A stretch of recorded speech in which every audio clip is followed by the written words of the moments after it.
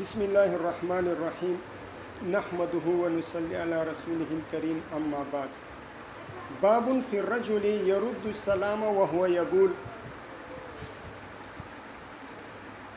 باب کا عنوان جملہ خبریہ کی شکل میں ہوا ہے، جملہ خبریہ کی صورت میں، لیکن بعض نسخوں میں یہاں پر حمزہ استفہام کی تصریح ہے، حمزہ استفہام صراحتاً ذکر ہے۔ باب فی الرجل ایرد السلام، باب فی الرجل ایرد السلام وهو یقول، باب ہے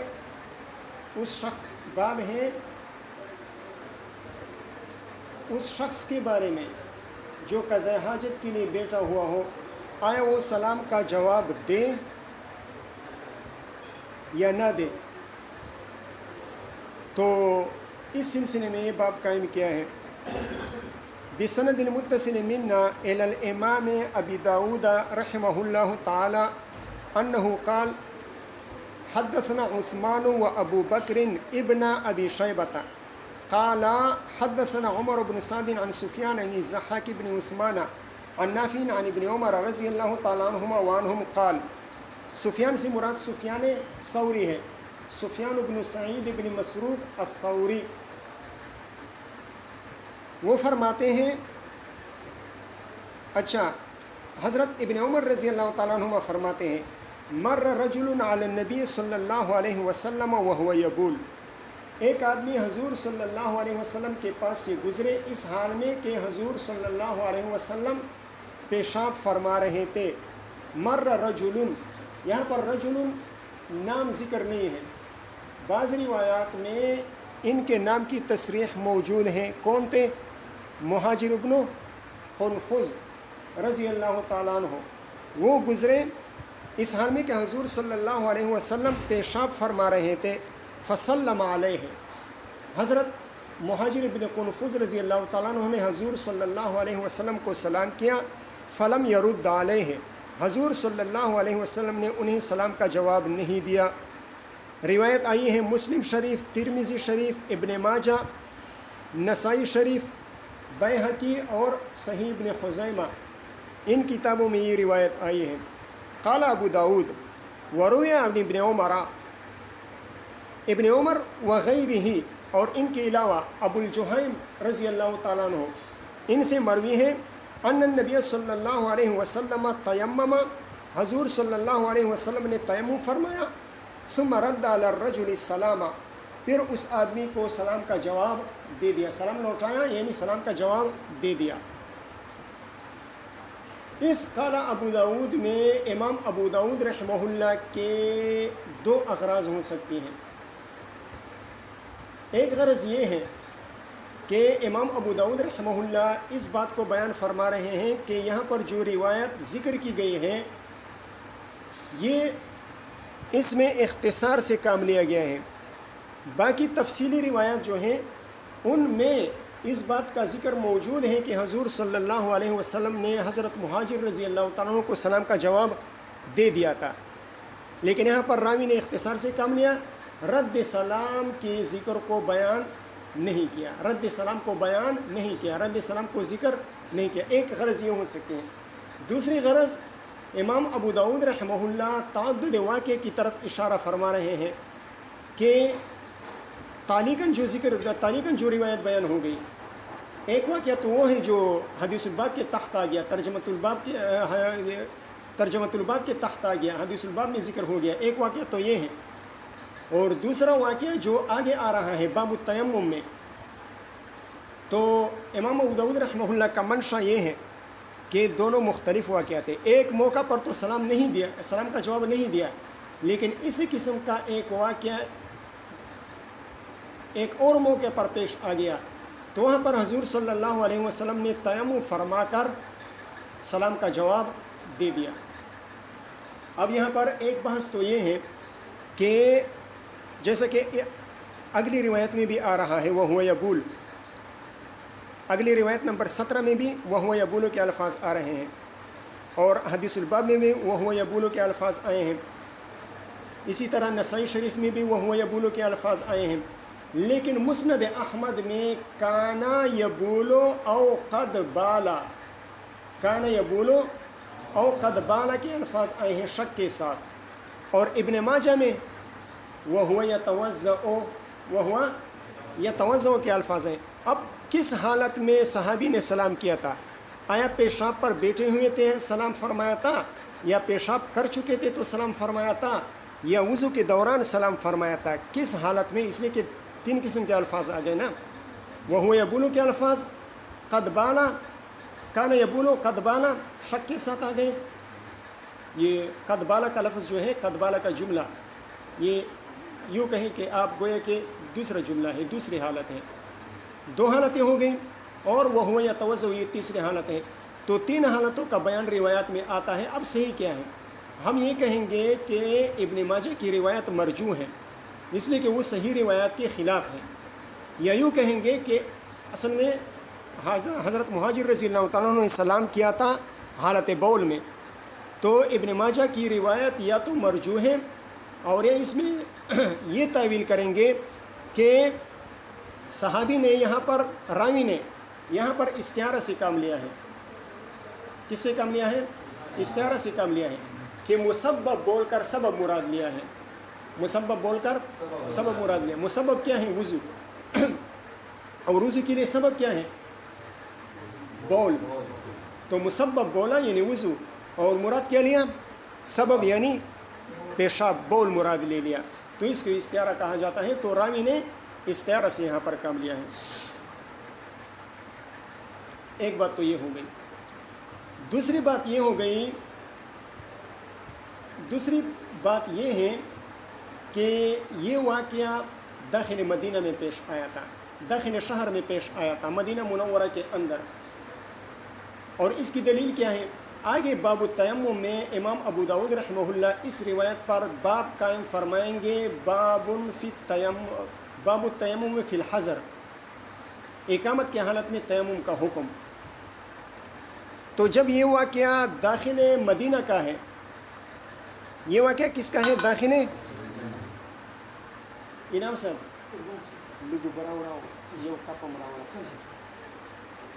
داخل مدینہ کا واقعہ ہے، تو تیمم کا حکم تو ہوتا ہے کس وقت؟ جب پانی موجود نہ ہو، عدمی وجدان ماء کی صورت میں تیمم کا حکم ہوتا ہے، اور یہ عدمی وجدان ماء یا حقیقتاً ہو یا حکماً ہو، پانی یا تو موجود نہیں ہے، اور یا موجود تو ہے لیکن ممنوع ہے یا محظور ہے۔ ممنوع مطلب بیمار ہے، بیماری کی وجہ سے وہ پانی استعمال نہیں کر سکتا، اور محظور کا مطلب یہ ہے کہ دشمن کا خوف ہے تو اس وجہ سے پانی استعمال نہیں کر سکتا، پھر اس کو تیمم کی اجازت ہے۔ یہاں پر تو نہ کوئی مانع موجود تھا، نہ کوئی محظور پایا جا رہا تھا، اور سفر بھی نہیں تھا، اقامت کی حالت تھی، داخل مدینہ داخل شہر کی حالت تھی، تو تیمم کیوں فرمایا؟ تو اس سلسلے میں آپ حضرات پڑھ چکے ہیں کہ بعض عبادات ایسی ہوتی ہیں جو تفوت لا الی خلف ہوتی ہے، اس کا کوئی نائب نہیں ہوتا، اس کی قضا نہیں ہوتی۔ مثال کے طور پر نماز جنازہ ہو گئی، اور عیدین کی نماز ہو گئی، بس عیدین کی نماز ہو گئی اور نماز جنازہ، تو یہ فوت ہوتی ہے لا الی خلف، اس کا نائب نہیں ہے، اس کی قضا نہیں ہے۔ اسی طرح عیدین کی نماز، تو ان جیسے عبادات کے لیے قاعدہ یہ ہے کہ اگر آپ یہ سمجھ رہے ہو کہ اگر میں اشتغال بالوضو کروں گا تو مجھ سے نماز جنازہ فوت ہو جائے گی، یا عید الاضحیٰ عید الفطر کی نماز فوت ہو جائے گی، تو آپ وضو میں مشغول ہونے کی بجائے جلدی جلدی تیمم کر لیں اور نماز جنازہ میں شامل ہو جائیں، یا عیدین کی نماز میں شامل ہو جائیں۔ رد سلام بھی اسی طرح کی ایک چیز ہے، ایک عبادت ہے، رد سلام بھی اسی قسم کی ایک عبادت ہے، اس لیے کہ رد سلام تب ممکن ہے جب مسلم موجود ہو، جب مسلم کیا ہو؟ سلام کرنے والا موجود ہو، تب آپ رد سلام کر سکتے ہیں۔ اگر وہ غائب ہو جائے، نظروں سے اوجھل ہو جائے اور چلا جائے، تو آپ رد سلام کر سکتے ہیں، اور ظاہر ہے وہ آپ کا انتظار تو نہیں کرے گا، وہ سلام کرے گا اور آگے نکلے گا. تو اگر وہ نکل گیا تو رد سلام ممکن نہیں رہے گا. اسی وجہ سے تو یہ عبادت فوت ہو رہی تھی، تو اس وجہ سے حضور صلی اللہ علیہ وسلم نے کیا کر دیا، فوراً تیمم کر لیا اور ان کے سلام کا جواب دے دیا. اور معلق روایت میں اس کی وجہ بھی بیان ہوئی ہے. اب سوال یہ ہے کہ طہارت حاصل کرنے کی ضرورت کیا تھی؟ معنی تو مرتفع ہو گیا تھا، حضور صلی اللہ علیہ وسلم پیشاب سے فارغ ہوئے تھے تو معنی مرتفع ہو گیا. معنی زائل ہو گیا، جواب دے سکتے تھے، کیوں جواب نہیں دیا؟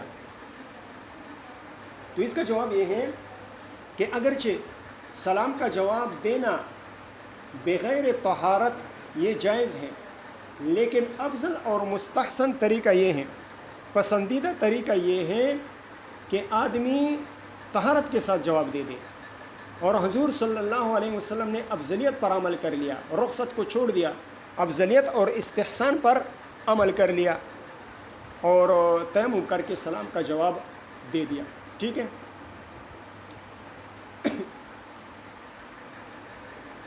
بات سمجھ میں آ رہی ہے؟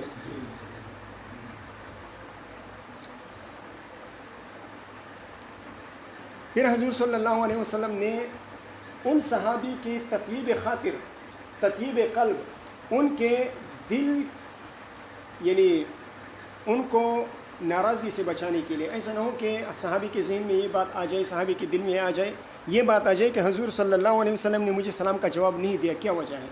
وہ مجھ سے ناراض ہیں یا میں نے کوئی غلطی کی ہے؟ کیا وجہ ہے کہ وہ سلام کا جواب نہیں دے رہے؟ تو حضور صلی اللہ علیہ وسلم نے وجہ بھی بیان کر دی. انی کرہت ان اذکر اللہ تعالی ذکرہ الا علی طہر. یہ روایت ہم نے نہیں پڑھی. قال ابو داود، کہاں چلی گئی؟ اچھا، قال ابو داود وروی عن ابن عمر وغیرہ. ابن عمر اور غیر سے، ابن عمر سے مراد، ابن عمر غیر سے مراد ابو الجہیم رضی اللہ تعالیٰ عنہ ہے. غالباً ابو الجہیم ابن الحارث. ابو الجہیم تو صحیح ہے لیکن والد کے نام میں مجھے اشتباہ، غالباً الحارث ہے. بہرحال وہ مراد ہیں، یا دونوں روایتیں ابن عباس رضی اللہ تعالیٰ عنہ کی بھی ہو سکتی ہیں. دونوں روایتیں باب التیمم میں آ رہی ہیں انشاءاللہ آگے.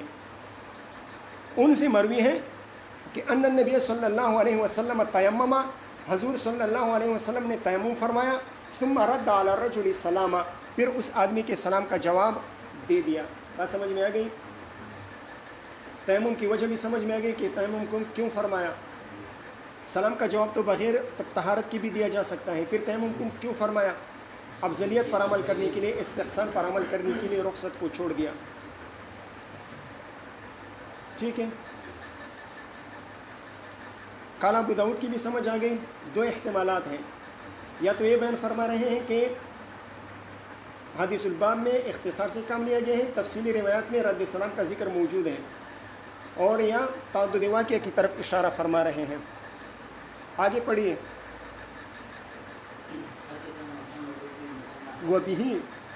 وبه قال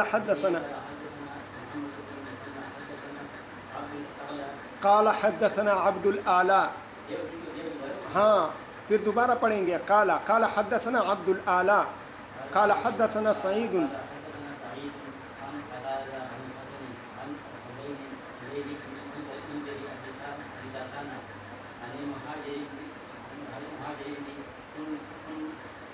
یہی دیکھو آ گئی، وہاں پر تھا مر رجل، یہاں پر صراحۃ نام آ گیا.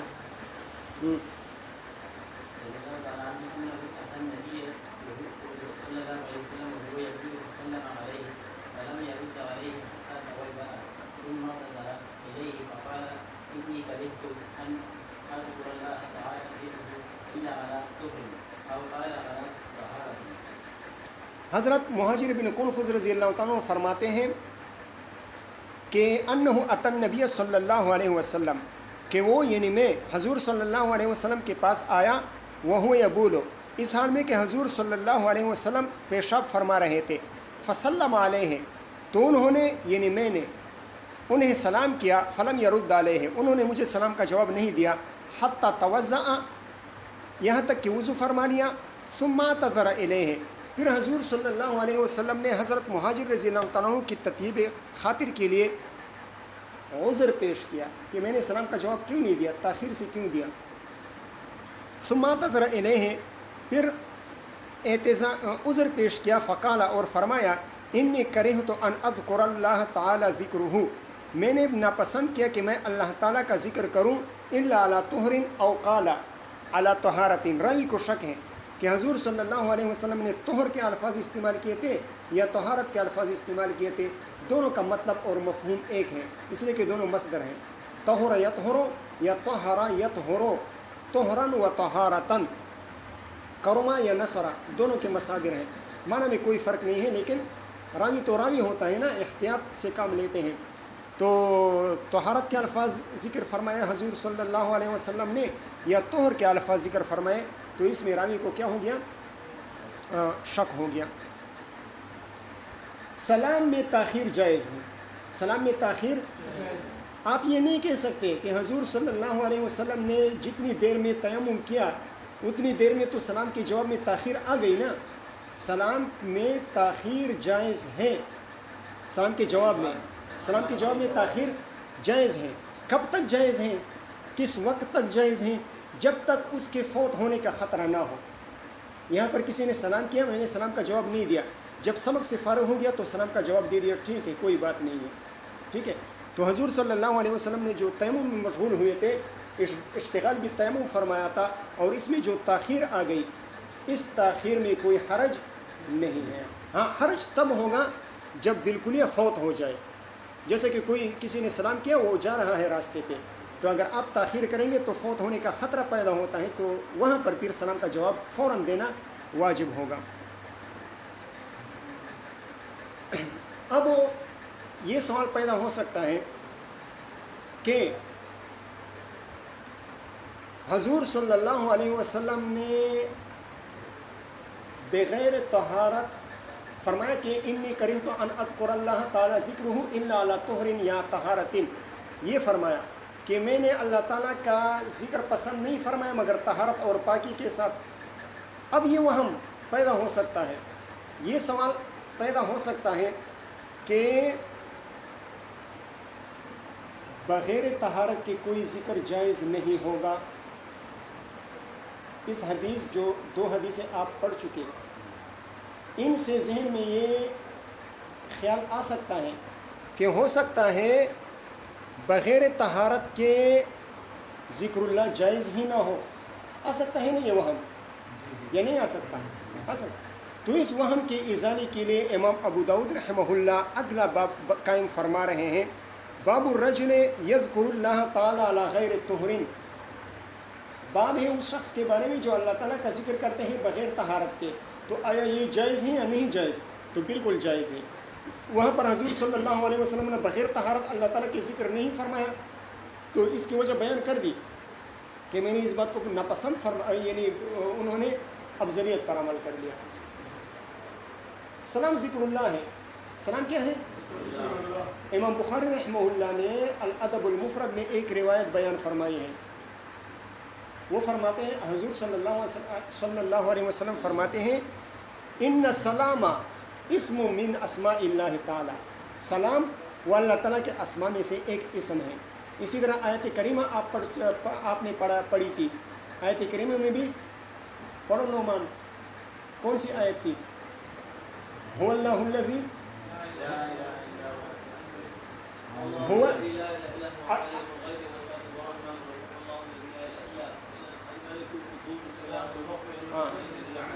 بس جزاک اللہ، الملک القدوس السلام آ گیا نا۔ تو سلام جو ہے نا وہ اسماء باری تعالیٰ میں سے ہیں، تو السلام علیکم، تو اس میں ذکر کا مفہوم پایا جا رہا ہے، اس میں ذکر کا مفہوم پایا جا رہا ہے۔ تو حضور صلی اللہ علیہ وسلم نے فرمایا کہ میں نے بغیر طہارت کی ذکر اللہ کو ناپسند کیا، تو آیا بغیر طہارت کی ذکر اللہ ناجائز ہے؟ اس روایت سے تو یہ مفہوم ہے، تو اس وہم کو کہ ازالے کے لیے فرمایا کہ بغیر طہارت کی بھی ذکر اللہ کیا جا سکتا ہے، بغیر طہارت کی بھی ذکر اللہ کیا جا سکتا ہے۔ باب الرجل یذکر اللہ تعالی علی غیر طہر، وبه قال حدثنا محمد بن العلاء قال حدثنا ابن ابي زائدة عن ابيه عن خالد بن مسلمة، خالد بن مسلمہ یہ غلط ہے، ٹھیک ہے، عن خالد بن سلمة ہے، مسلمہ غلط ہے. یعنی الفاء عن البہی عن عروۃ عن عائشہ رضی اللہ تعالیٰ عنہ وعنہم.